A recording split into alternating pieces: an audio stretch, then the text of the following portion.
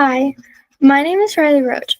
I am from Troop 2763, and I'm presenting my stage management portfolio for Mary Poppins the Broadway Musical by Richard M. Sherman and Robert B. Sherman.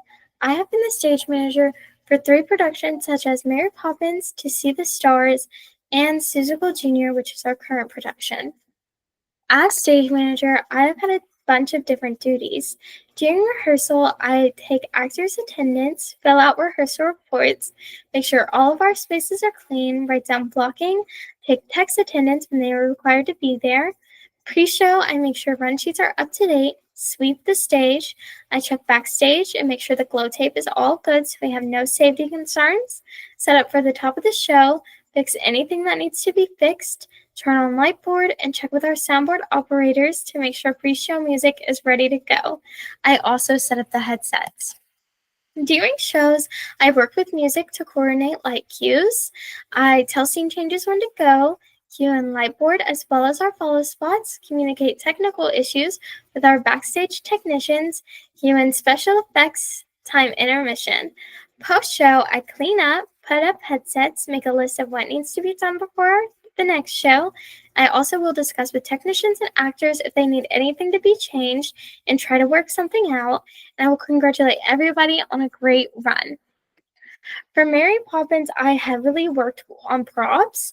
I made the props list. I shared it with all of our props masters. I was also in charge of figuring out a plan for each prop, whether they were to be rented, bought, or made. I wish we would have had more time. I would have made more of the props instead of rented them, specifically the chimney brushes, which are in Act 1, Scene 12. They broke frequently, and I always had to fix them. I feel as if we had made them ourselves, they would have broken way less and would have been less of a pain to deal with.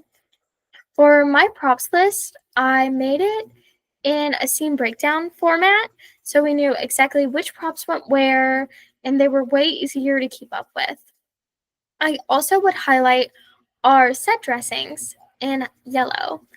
I love doing George's set dressing. It was very fun trying to keep up with our director's visions because they wanted him to be a very busy man with like a cluttered desk in the 1910s. So finding things in time period was hard. I used a lot of inspiration from the 1910s office workers desk, and he ended up with ledgers and pencils and a rotary phone, and it was very cute and I loved it. Mary Poppins was a very whimsical show to work on, and because of that, we had special effects. I also did a lot of work on special effects. I researched how other productions did them, and I communicated that with our master carpenter, and together we came up with a plan and got them all accomplished. I also formatted our special effects in the same way with the scene breakdown style. We have 3 follow spots with the amounts of cues I already had to call between light, sound, backdrops, and magic. I knew it would be really hard to call their cues as well. So I made a very detailed spot cue sheet so that they didn't always have to rely on me because I didn't know if I was always going to be there to rely on.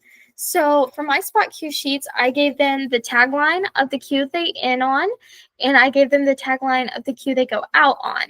I also included the page number, the actor's name that they were spotting, and the character name, as well as the scene. Next is my prompt book. I prefer writing blocking in my script than to on an actual blocking sheet because it's much quicker to do during rehearsals and it's also easier for me to follow. I always transfer them over to a blocking sheet, but it's just much easier for me to transfer it after the fact than to do it in the moment. I had so many different cues. I had light cues, sound cues, spot cues, and magic cues. You can see for my spots and for my light cues, I say different things.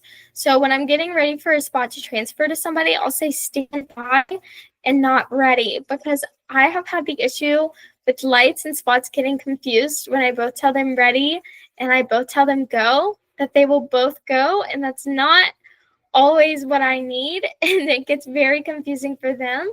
So I use different language for each one. For magic, I would have to say stranger things instead of go and stand by. And that was really interesting for me to call.